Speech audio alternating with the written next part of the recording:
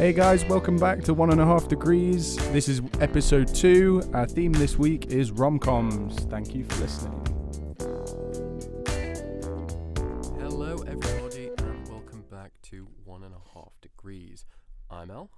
I'm Stu.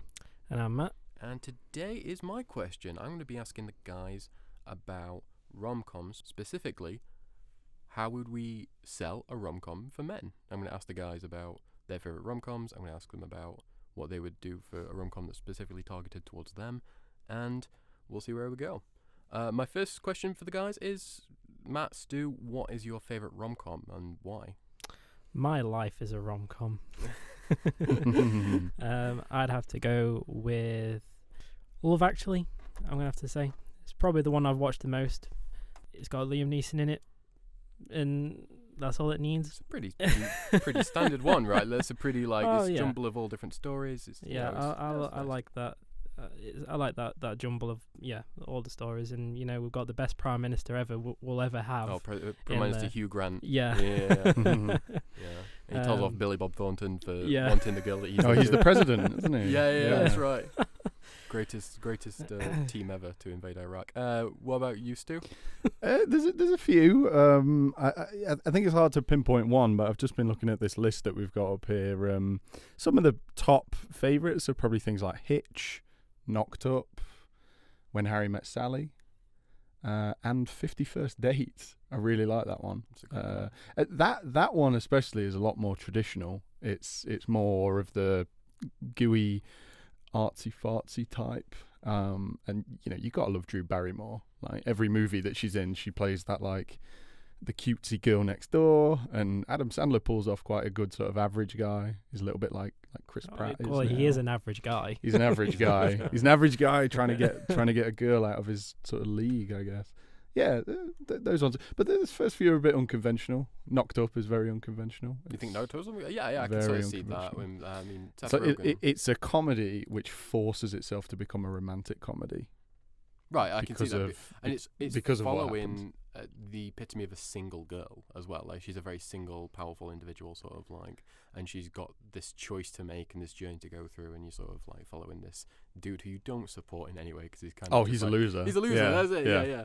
But then you root for him because he's lovable, and Seth Rogen's lovable, so it becomes this really really easygoing film that you can just have a laugh at, and it's quite vulgar as well, so it's a little bit out of its league there. I thought the sort of side plot of him and Paul Rudd as like the bromance, that was really appealing as well. Yeah, and Paul Rudd's brilliant. But we're not massive fans of rom. It's not our favourite genre. It's not our favourite. No. And why is that? What is it missing? What's the problem there? It's missing Keanu Reeves just going around shooting people. Okay, so we're missing John Wick. It's not John Wick. It needs more John Wick. The first criticism of rom-coms, not John Wick. Yeah.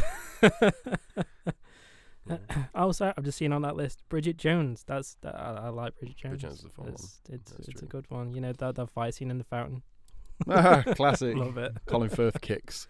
That's it. Fight scenes. There's no fight. Not enough fight scenes in. Well, I don't know about joking fight scenes. I mean, in Bridget Jones, Hugh Grant and Colin Firth fight all the time in it. But apart from that, is there another movie another rom-com that they really do that? Yeah, there's the is it Spy? The Spy movie. Spy? Where it's the two guys fighting over the girl.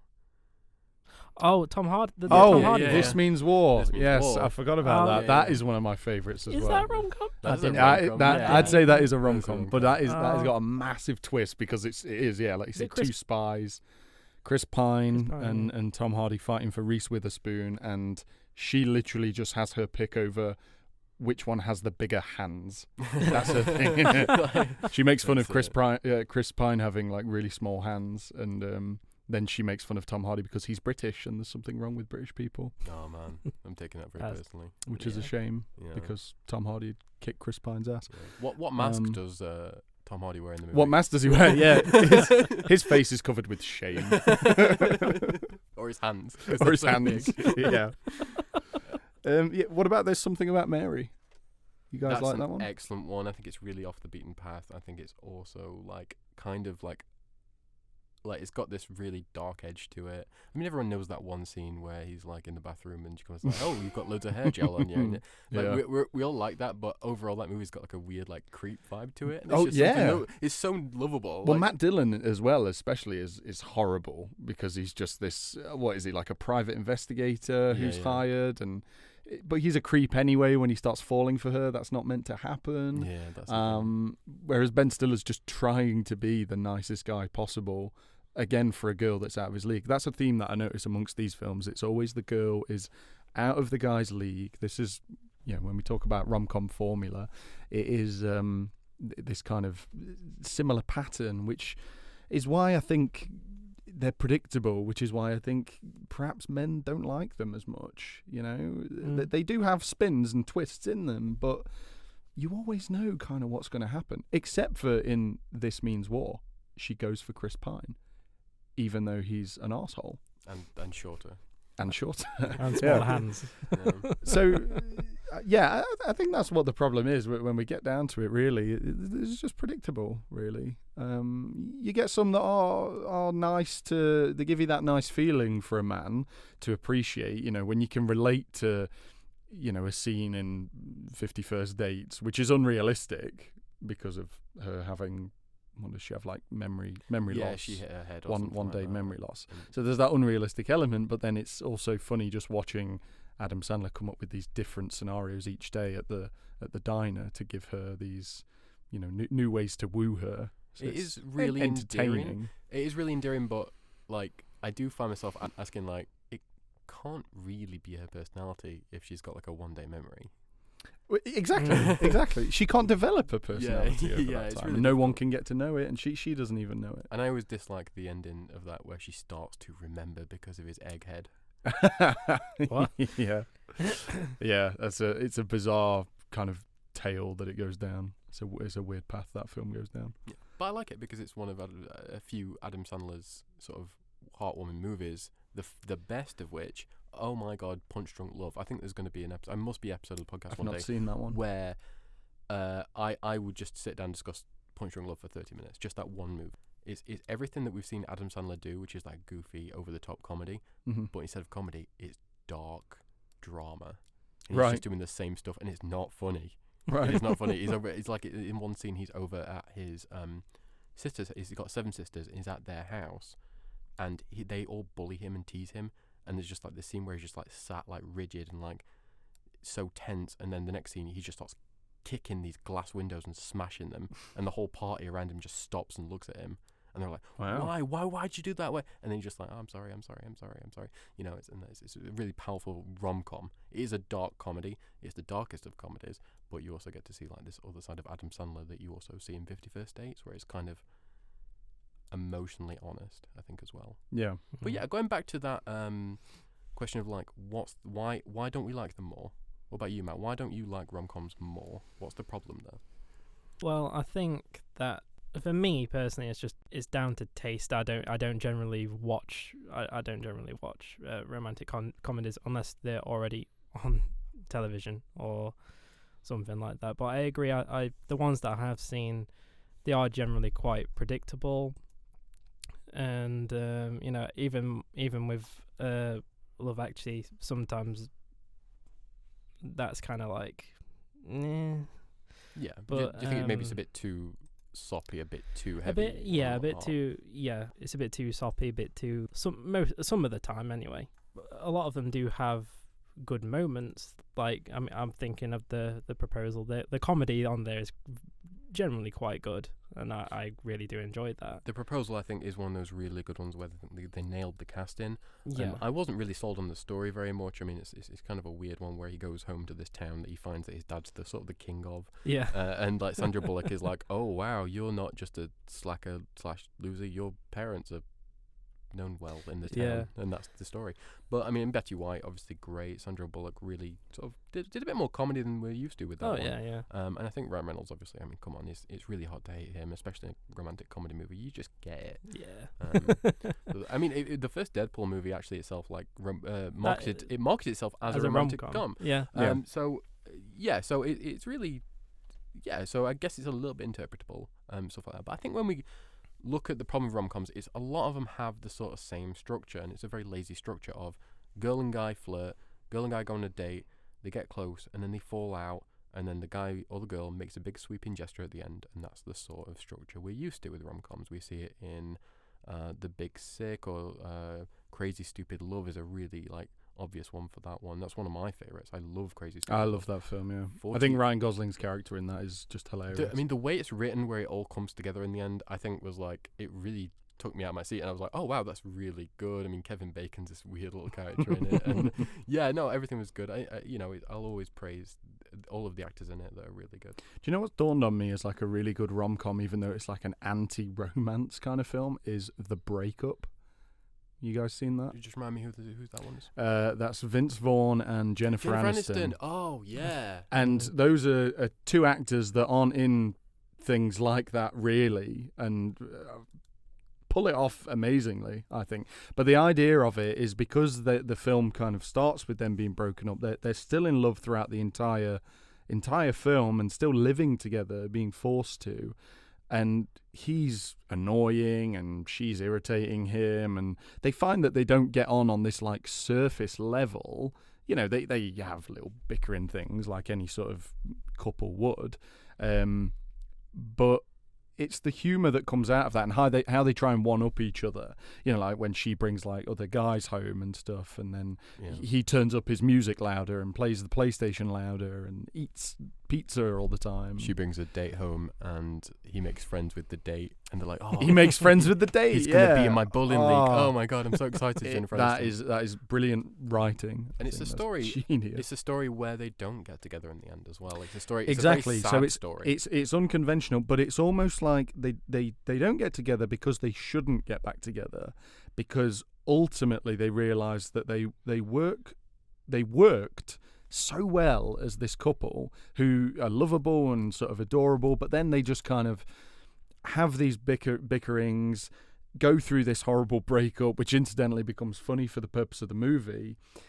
And then when they exchange in the street in that final scene, they're both doing better on their own, but they appreciate each other and everything that they went through, and there's no animosity, which is a really nice ending, despite the fact that they don't get back together, and it's not America's happy ending. But it's just really nice to see these two people who went through hell and they're now civil. And they get closure. Exactly. So it's a perfect way to end that kind of unconventional rom-com, I think, is a movie like that. And it is also one of my favourites. So are we saying maybe that the unconventional rom-coms are the ones that attract us? I think so, yeah, because they don't follow that strict formula of, you know, the same old boy meets girl. They go on a date or whatever. Yeah, or like, you know, you take like the romantic element of The Princess Bride, very standard, you know, by the book romance story, even though that's not the overall kind of premise of the movie. It's a very Super Mario's Brothers plot. Like weird guy goes to rescue woman. Literally and figuratively, it is. But having one of these like standard gushy, you know what's going to happen rom-com films, they're the ones that I think women too, but I think men certainly aren't that big a fan of. If you are, then of course, yeah, that's absolutely fine. There's always exceptions. But the unconventional aspect of a romantic comedy is what really drives that attraction for a lot of audiences. So you have to have some element where there is a big emphasis on the comedy, which ranges throughout a romantic film, because you also have to be quite sensitive. You know, you're talking about rom-coms, which inevitably, as I think you mentioned, Elle, there are breakups in those films. That's why a lot of people, you know, Bridget Jones, people watch that and they go, oh, this is relatable, of course. Yeah, because she's kind of like. But 50 First Dates isn't really. No. But that's why that's funnier, I think. You know, that's the comedy element. You've got to remember. Be odd with it. Yeah, there has to be a big comedic element. With Knocked Up, that's like a lot of people's nightmares. You know, something like that. You have taken like a life-ending situation and been like, oh, let's do this guy who has nothing. What is the joke? He eats spaghetti all the time. The joke is he's starting a porn website that already exists. Yeah. Oh, it's brilliant. And all his friends knew about it. And their lives are so different. Yeah, like she's a reporter for like E. The E. That was at the Yeah, E that's it. channel. And Steve She's- Carell's in that one too. Yeah, and she's working with like Ryan Seacrest and all these big time, and then just this loser comes along. So I think in terms of and actors as well, Seth Rogen pulls off comedy perfectly. I think he's of this day and age. I think he's absolutely brilliant. But does he pull off romance? Is he a romantic guy? Because he's had a couple now. He's had that one with Charlize Theron that just came out. Yeah, where Long she's- Shot. Long Shot. There must be some more. I'm sure that there would be another one, but that's the thing, because you associate him as that guy, as that Slacker. lovable loser, slacker type. I mean, he openly talks about how much he just sits around and smokes weed with James Franco and Snoop Dogg. Yeah.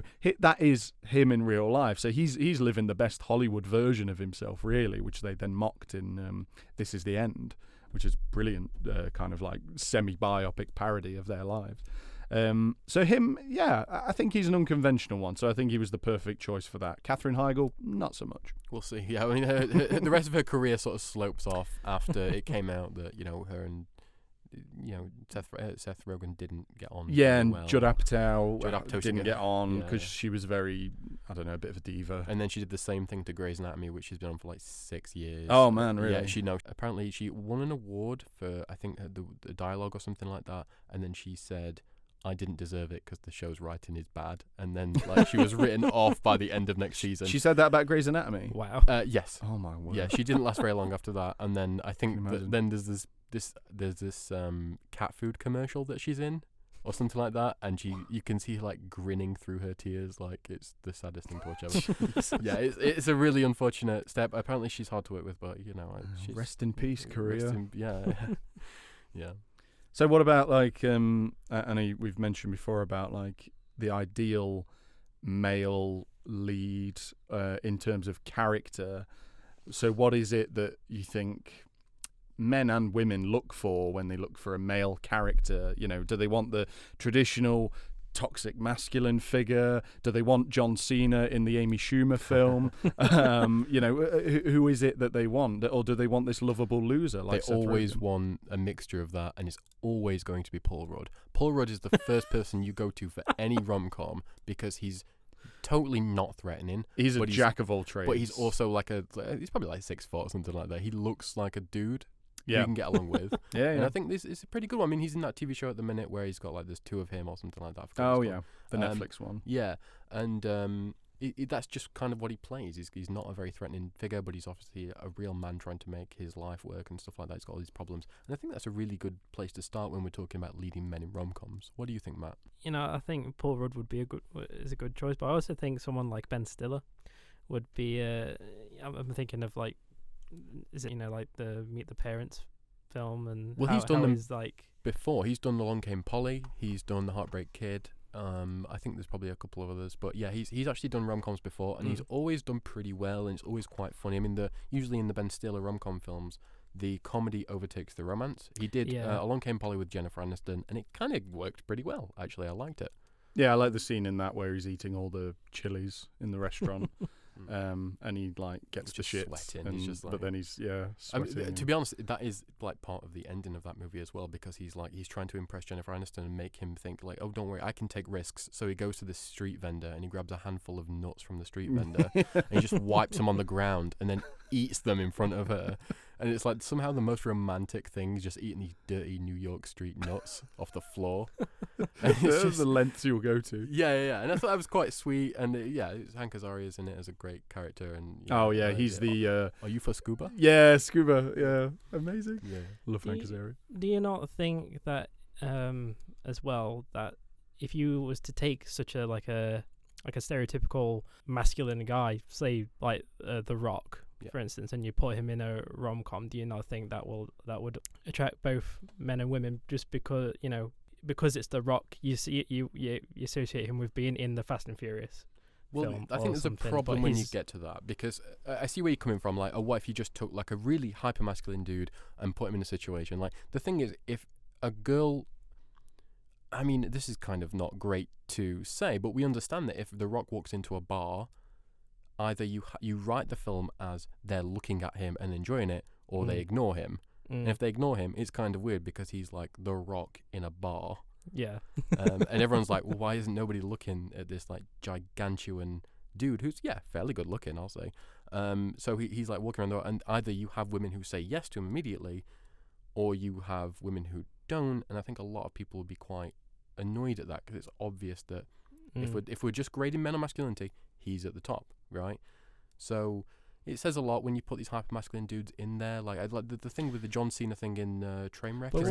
It's funny because he's hyper-masculine, but he breaks down like he's very effeminate in his actions. Yeah, his way of speaking. which is the tongue-in-cheek part of it is really. So you either do that or play it straight, and then that hasn't worked for him in his past career either. But wouldn't you say it'd be part of the comedy is seeing such a masculine man brought down into that kind of more that I know what comedy. I know what you're saying. And I think the comedy side works for them in the kids' film comedies. So Arnold Schwarzenegger in Kindergarten Cop and Jingle All the Way, Vin Diesel in The Pacifier, I was about to say that. Dwayne Johnson in The Tooth Fairy, and The Game Plan. So it works in the comedic aspect, but in the romantic comedy element, it's difficult because to give these figures that love interest, and it needs to be polar opposite to their personality as well as their physicality. So that's why the kids films work really well for Vin Diesel, because everyone associated him people associate him with he's this big hunking dude. Same with Dwayne Johnson. It's funny seeing him wearing a Tooth Fairy outfit and flying around with a magic wand or something. But I don't think with the romantic side, because there needs to be a degree of seriousness with that. You can't fully switch your brain off with a rom-com. You can with these kids' comedies with a masculine actor. But watching them flirt, watching them be together, watching them grow a relationship, that's sort of the spectacle of the romance comedy. Yeah. So if you can't really believe that going into it, and like you say, if The Rock's a main character in that, there probably is a movie where it could work and has worked before, but I just generally like delegate him to a side character, have him do the effeminate joke like... Have you seen Be Cool? With him? Yeah, John Travolta. Wait, what? John Travolta, but Dwayne Johnson's in it as a gay bouncer. Oh, yeah, I've seen this. And he carries like a red they call it aluminum baseball bat around with him, which he uses on people, but then he dresses up as a cowboy and spanks his own ass in a mirror in one scene, which is amazing because that comedic side is there, aside from the lack of romance story in that. There isn't really one. And we sort of believe as well in these movies where we have these hypermasculine dudes that they're too cool for romance. I mean, when we have the movie, is it Stepdad, or with Mike Wahlberg and Daddy's Home? Is it Daddy's Home. Daddy's Home. Yeah. So if we've got those movies like Mark Wahlberg's too cool for school in that movie, and he's like, I'm just the manly bro, and like this. The point of the movie is to get him to a point where he can open his heart up, and that's kind of the joke as well. Like he's taking the Mickey out of Will Ferrell for being this. I love you. Too overly sensitive. Typical Will Ferrell character. Yeah. But but I think going back to what you said before about Ben Stiller, I think comedians are really good at this as well, because I think all comedians, all the good ones, are really good actors. So they always end up being really great actors. Louis C.K. in his show Louis. It was a phenomenally great performance when him and Pamela Adlon got together and stuff like that, and that was a really good because they were both opening up to each other in this really real, visceral way. Comedians obviously work quite well, like you say. So if we were making a comedy for us, would you have a comedian as the main lead if it was a male lead? I think so.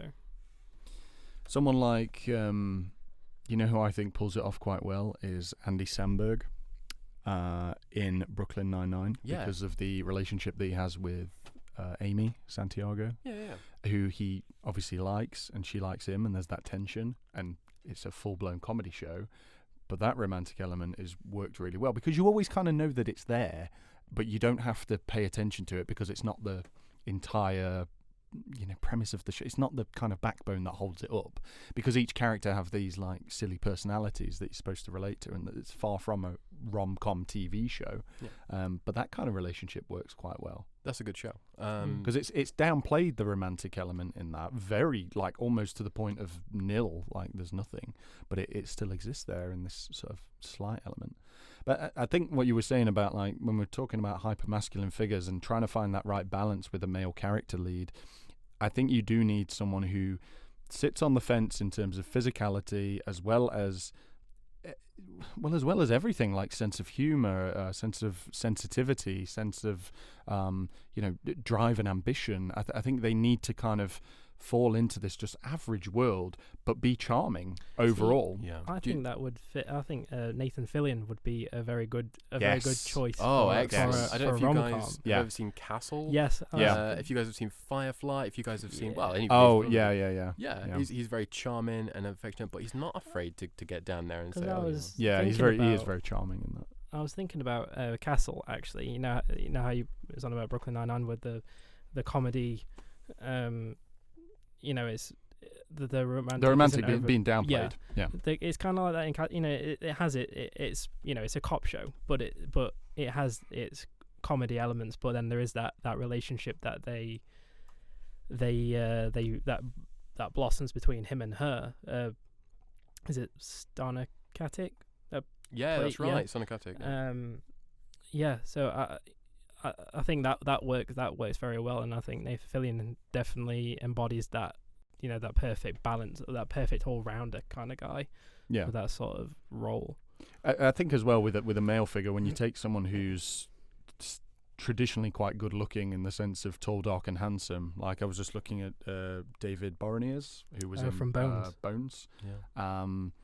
That relationship in that program kind of builds from the ground up as like a working thing, and then it becomes this personal thing, which is kind of a nice sort of relatable trait for characters in that for people to watch. But I do think in that sense it's very, again, predictable, because you know that they're going to fall in love. Everyone on TV has to be beautiful, and they have to, create this world.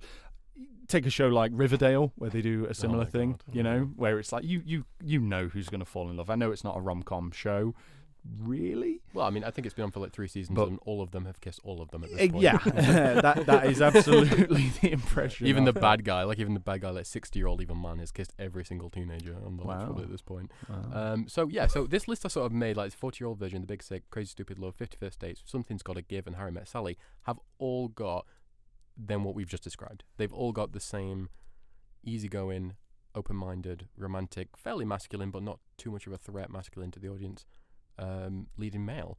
But what I want to talk about, so you brought up Brooklyn Nine-Nine. That was written by Mike Schur, who also wrote another TV show I love called The Good Place. I think it's a fantastic show, and I think everyone should watch it. That actually has, I think, it's partly a rom-com, one of the best leading females to do a rom-com, Kristen Bell. And sorry, I took a pause there. So we're looking at this guy we've just explained for the male lead. What about the female lead in a rom-com? What are we looking for? Melissa McCarthy.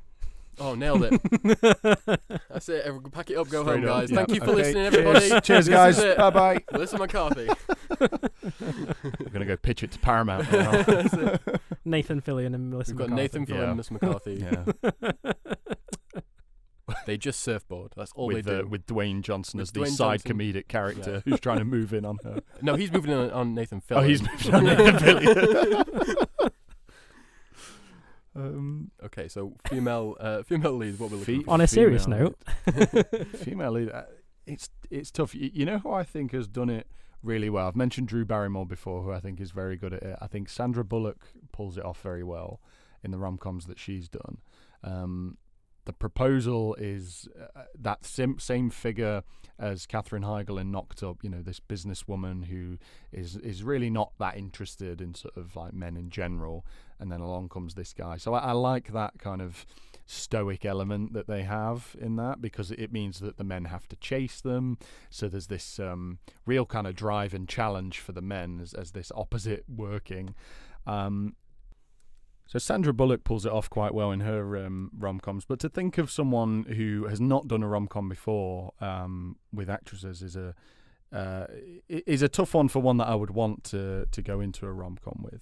I think a lot of the A-listers have sort of done them. I think Cameron Diaz has done it time and time again, and Leslie Mann is a good one, but she's good as that side character, I think if you delegate her to the Judd Apatow stuff, I think she works really well. She's married to Apatow, right? Oh, really? Yeah, I think so.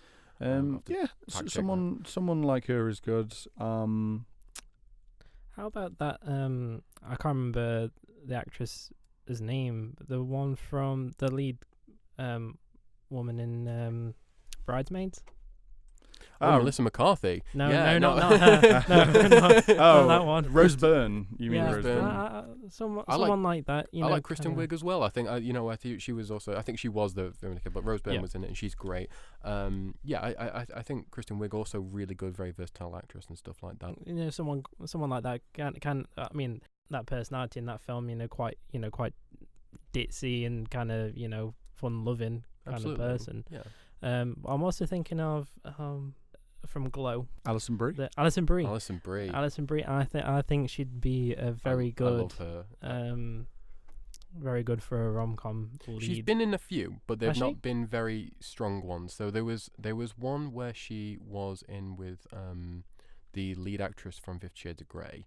Where they did rom-com with that, and so that was an interesting one. I think she played a good part in it, Alison Brie, because she always does. I mean, in Community, the relationship she had, the rom-com sort of relationship with her and the Joel McHale character, Jeff Winger, I thought that was really heartfelt and honest, and I think watching that relationship grow in a really weird way, because there's this huge age disparity between them, I think that was really nice to sort of see, because it was very alternate and siding on weird, but they always addressed it, and it was kind of a weird thing. It's not a great ending to what that story was, but certainly I think that Alison Brie is sort of this very versatile actress, and especially in Glow, I know there's not a lot of romantic parts for it in that show, but she's always continues to surprise me.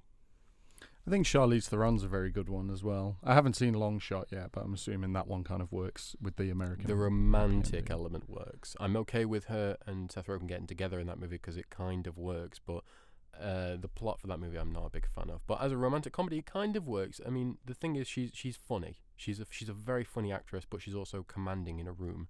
She chews scenery. She's an A-lister. She's I don't know if she got an Oscar for Monster.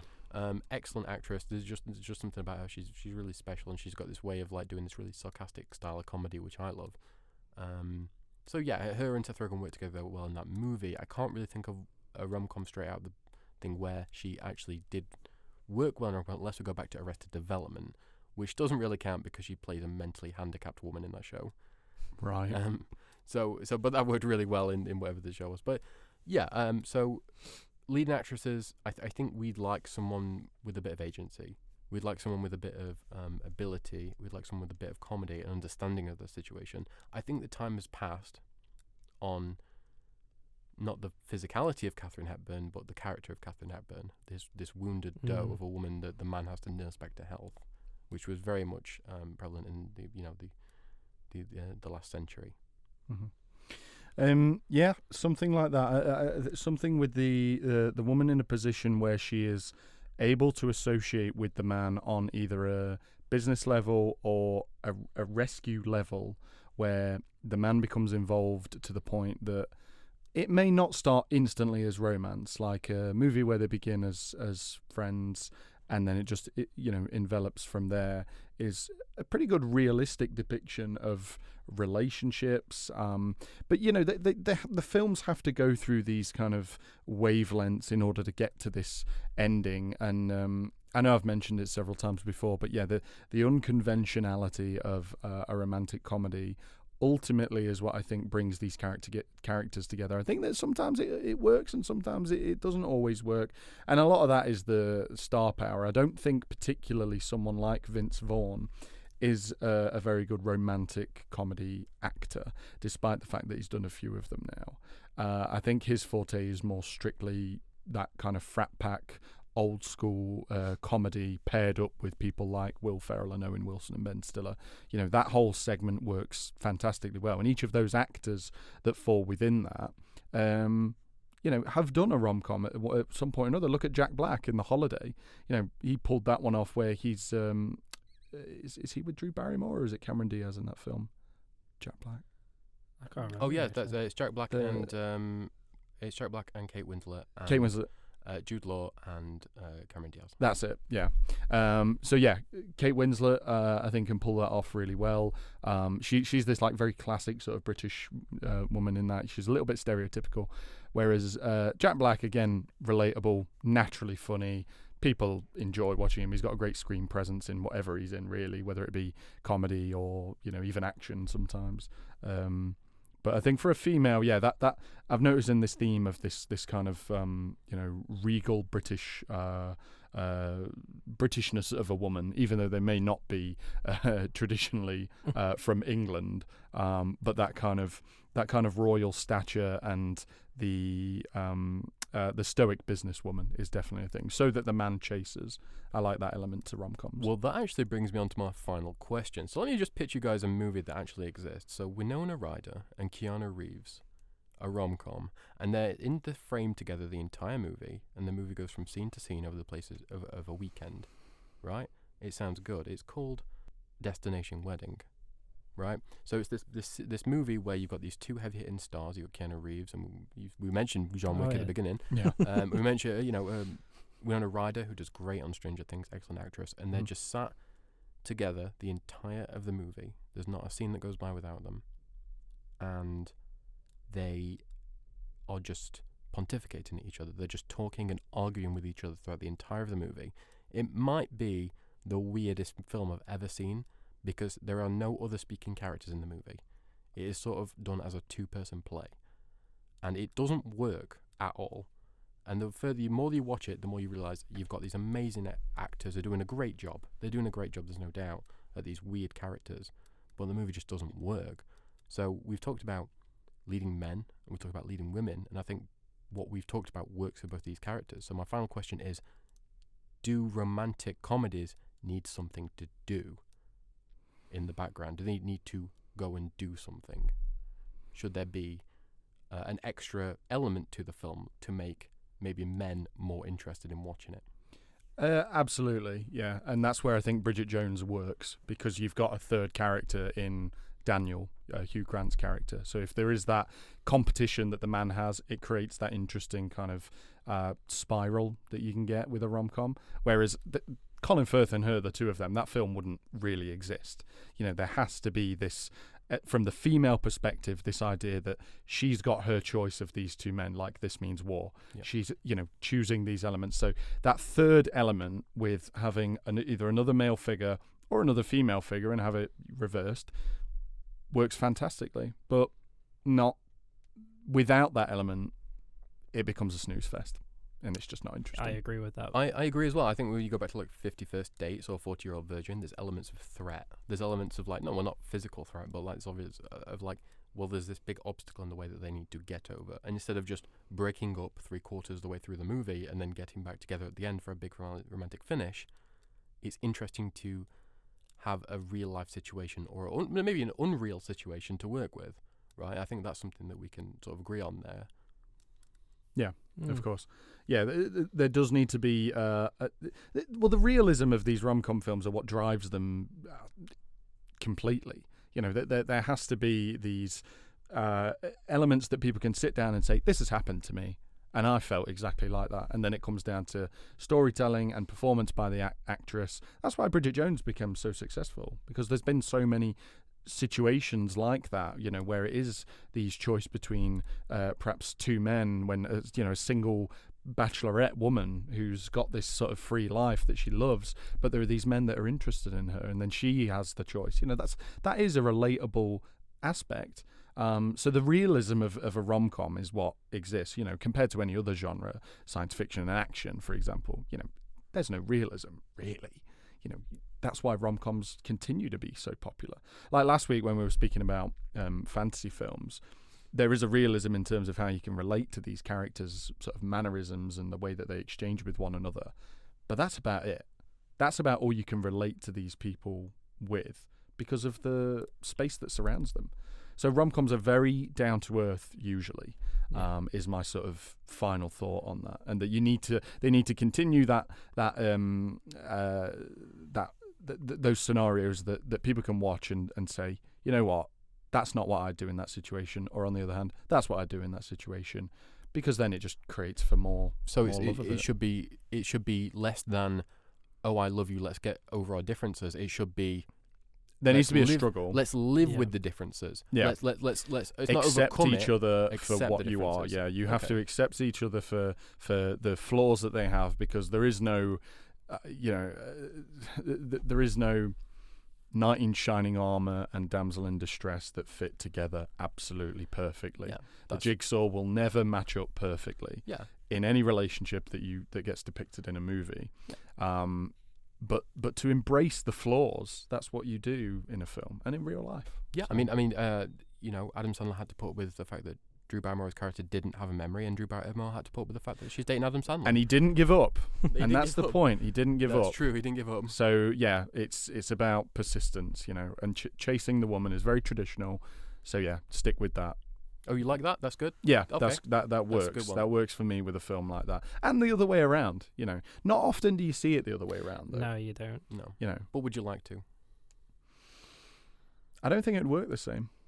I just think the industry has built on that genre so much to go that one way that for it to be flipped on its head, which I'm sure it has been in films before, but none that I've seen. I think you're right. I don't remember think a that single time formula- when the woman has been the chaser of the guy. Yeah. And he's not really into it, but she just keeps trying. I don't Tradition. think I've seen that. It's just tradition. It is tradition. That's what yeah. it is. Yeah. But that's where it gets mistaken for toxic masculinity.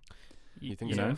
Because I think this why it wouldn't work. I don't think, especially nowadays. well, rom-coms are that very sort of much thing. modernist in the fact that they foresee this element of get the couple together, getting married happily ever after, right? And there's been variations on that. I mean, Kissing Jessica Stein was a really good rom-com because it focused on this woman who wanted to experiment with other women. I thought it was quite hearted as well, and they avoided the sex stuff. They didn't fetishize the sort of lesbianism. I thought it was just a really good movie. But at the end of the movie, I think it was a bit weird because it was just like, it just turned out I wasn't gay. And that was kind of like that was kind of the end of the movie. But I think what you're saying is right. I think it's really confusing to make rom-coms and not either wander into like, oh, we're a bit old-fashioned or it's a bit toxic, stuff like that. I think that's a problem that's going to keep coming up. But speaking of a fetish, how often do men get objectified in movies? I know that women certainly do in Hollywood narratives, but men, this is what a lot of people breeze over, right? If you guys have watched any movie with Chris Hemsworth or Yeah. Or The Rock. The Rock, they are objectified to fuck. Well, we've already, Every shot is waist up, man. I can already give you an example of that as well. Like we already talked about Daddy's Home. There's a scene where Mark Wahlberg gets He's doing it out. pull-ups. No. Him and Thingy go to the doctor. So Will Ferrell and his wife go to the doctor to check like the sperm count or something like that, and the doctor's like, your sperm count's so low because you're such like a beta male dude. And then Mark Wahlberg just saunters into the office and takes his cock out and just like then like the wife like gulps audibly. Right. Like it's just right. it's such a ridiculous scene. Like, yeah. yeah. So yeah, absolutely. And that's there's that. objectification. It kind of is, and I think it's to move forward. I think with rom-coms, I think we need to just maybe play around with it a little bit, like maybe. Well, yeah, I mean, that. it works in that scenario because Yeah. some romantic comedies drift into the vulgar side of it, which is you just have to accept them for what they are because they will always exist in today's day and age. I mean, the fact is, all modern rom-coms now are sort of echoes of what the old Catherine Hepburn, Gone with the Wind. Well, yeah, these they epics. come away from that knight in shining armor storyline, don't they? Which is what is mocked in something like The Princess Bride, like we mentioned before. So yeah, they all derive from a love story, but it's when you get one that's just too wishy-washy and gooey. Yeah. They're the ones that I think a lot of people, and I'm going to say a good 90% of people, just don't like. Do you mean men though, or women? I mean both. You think I both? just don't think they do anymore. You don't Okay. think? I think that there are absolutely audiences where I've watched films with people that have loved stuff like that, right? But a film needs to have a likable element that is distant from that story, like something such as Twilight. So you've got the love story, but then you've got this element of Jacob the werewolf, who comes in, Oh yeah. who people may watch and enjoy it just for that. Team Jacob all the way. Team Jacob all the way. Yeah, man. Werewolves, trash Yeah. vampires. So I think something like that you can go, okay, I mean, that's not the gooeyest. That's not the worst possible one example. But you need a driving element of the movie for an audience member to say, I'm watching this purely for that reason. I know people that have seen that particular series Just for the werewolves? for reasons like that. Well, for the werewolves and just for things that aren't that story, because it's this again. It's that constant formula of two males, both want the girl. Girl has a choice, like Bridget Jones. So that's why this formula does work. But that shouldn't be the only reason, the sole reason why people watch it. Like, I love stories, so I'm going to watch all the Twilights. Well, is it just about a love story though? Yeah, I think it represents a lot of like passion that's going underneath. Like they want to be, you know, there's a lot of things. Well, it's animalistic, literally. Yeah. I mean, isn't like it? the front of the book cover was like the forbidden fruit. Yeah, Like, it was like you know the apple and stuff like that. What about Matt? What do you think? What's going on? Well, following on from the from Twilight, What would make you see a rom-com? John Wick. John Wick. that's John Wick will do. Yeah. John Wick will do. John Wick will do. So you need some yeah. action. You need some. Is it like something like Mr. and Mrs. Smith? Like, have you seen that? Yes, Yeah. I do love that film. Something like that to get my interest in it. Something like that, or This Is War. Even I prefer that type that style of how they do those, how they include romance in those films, or something like that. It's hard to get it to appeal, I think, to audiences. Yeah. I think for some male audiences or young male audiences, or maybe even older male audiences especially, I think just having romance as a plot can turn some guys off. I mean, there was a lot of relief when a movie like Pacific Rim comes out, and there's a male lead and a female lead, very attractive people. They're very suited to each other, And they don't get together. and they're in the boat at the end, and they look Yeah. at each other, and there's like fireworks. That in is the the most sky. anticlimactic moment. And you say that, but I think I was slightly relieved as well, because I think it would have been kind of basic. I mean, the audience Well, was set up for it. It was, But of go course. ahead. You go ahead. Well, no, I agree with you on both sides, because I do think it was anticlimactic. But then you sort of think, well, actually, would that have worked if they'd have done that? What's the point? It's the end of the movie. It's That 5 minutes. that film wasn't about No. anything to do with romance. It's fucking monsters versus robots. Like, Did you But know don't they you were think- cancelling the apocalypse? yeah, But don't you good old think Idris Elba. they do that? They think they do that in a lot of films nowadays. Well, they'll just chuck in something like a romance scene just for the sake of it, instead of Yeah, even they're trying to in- appeal to all audiences, especially China. Yeah. China's Okay, all the room. so let's talk about John Wick 3, right? Okay. Seeing as we've mentioned it several times now, Are we going to bring up Halle Berry? now? was there an element in that between him and Halle Berry? Is that what would you? That film is a action franchise back to back, but is there any way that you can say that is a romantic element in that series? No. Not in the slightest. He says multiple times in the film, quite problematic, I would say, as well. Like, the only reason I'm doing this is so I can remember my dead wife. And it's a nice sentiment, Mr. Reeves, but, can we see why? But she's dead. We know they had a great time, but why? We haven't seen anything of their love. We just used dead. So this is a thing called fridging in movies, where they kill women off just so men have something to go to the shops for. They've got a reason to buy Right. milk, because my dead wife would have wanted me to buy milk. Yeah, would have wanted me to have a dog. And so now we're on the third movie. He's chopped a finger off. He's killed hundreds of people at this point, and we Yeah. ask him why. He's like, "Well, I'm just doing it so I can remember my dead wife." Why not just buy a boat and just sail off somewhere? And so I've got a problem with that. So so when we try to inject romance stuff like that, it needs to be done a bit more sophisticated. Like, we need to see why she was such a great. We only get like a little bit of like a flashback in the there's first film. Yeah, and then he gets the card and he gets the puppy for something to look after. And that's for him to look a good after. plot. The dog is a good plot for the first movie, because I think it's fridging but with animals. But And but then yeah, 2 I'll- doesn't even touch on that. no. 2 doesn't even touch on his wife. his wife's stuff. No, don't that is pure sandwich filler, isn't it? Yeah. Because they knew, I think, that they were going to go into number 3 where the stakes change at that point. And anyway, that's talking about John Wick. We're going to have John Wick. What I was going to say was one of the best romantic elements in a non-rom or com is The Fifth Element. There is an element in there. We're getting into ironically. waters now because the Luc Besson has, I will say, a problem. He's got a problem. So let's talk about the Luc Besson female characters for a second. And is it any better than Michael Bay's female characters? We'll get to that. We'll get to that. So obviously with so let's just name some names. So Fifth Element, The Transporter. What else we got? Lucy, and we've got as well Leon. Which is the best of the lot it's the best of the lot. I think Fifth Element is second place. I think overall these are all good movies, but they've also got a very strange little theme of helpless,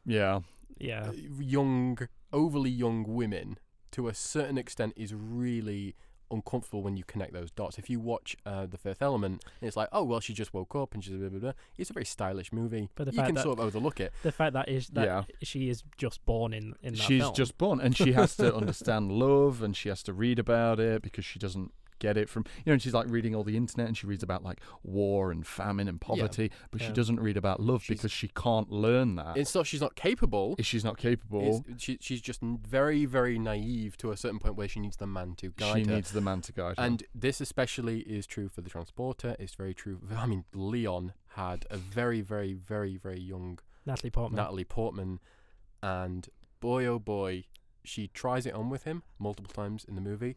I don't know whether it's the source material or I don't know whether it's the film itself, but there was a scene in either the source material or the movie that was cut because they do get together physically.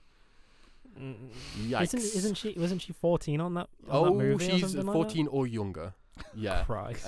So when we go to Luc Besson, it's very nice to have this quick flash of like, oh, it's okay to make one story about, the helpless woman and the cool slick male. I like the male characters in Luc Besson stuff. They're very cool. Well, this is my problem with Wonder Woman. My problem with Wonder Woman is that it's classed as this huge feminist movement film where it's a strong female lead. However, she follows a male character throughout the entire movie and what he does. So going back to the teachings of love and that a man has to be introduced, this is a woman from a different world with a man who is very primal and stereotypical of his time, who leads her through this movie and subsequently then teaches her love, like in The Fifth Element. And it becomes natural at a point where, they're sort of, they're slow dancing when they're at the camp in the during following the battle sequence. I think following the no man's land sequence, very natural. Well, she's very clung to him throughout the entire. She's very clung to him because she relies on him, and it's almost like a lack of options leads them to. I mean, to be fair, he did buy her ice cream. He did buy her ice cream, and she did have the choice of Ewan Bremner, but Yeah. I mean, she did. Who's going to go with him? No. Wow. I mean, that's the thing. I mean, this is a kind of problem when you have that Wonder Woman structure of this woman who is superior in her own world, but then has to go to the new world. Why not have a woman show her around? Why not have that? I mean, we do have the actress who was in It's Always Sunny in Philadelphia in that as like the literal secretary, and then I think Wonder Woman's like, so you're subordinate to him, and she's like, yeah, I like you, and then nothing is done about that. Yeah. That's where it's like you're questioning how women should be depicted in these movies during the war. Especially when you've got Wonder Woman, which is the female heroine of all heroines, really. And it's kind of like, well, that element wasn't fully explored in terms of feminism. Oh, she goes on no man's land. It is no man's land. Oh yeah. We're going there, are we? But digressing from the romantic element, absolutely. But I think, in a film like that, in terms of the male chasing the female, the romance does become natural, but it starts forced. And that's what I think films that focus on romantic elements need to be careful of that. It can't seem too forced, you know. It's convenient if two people meet at a workplace. How often does that happen?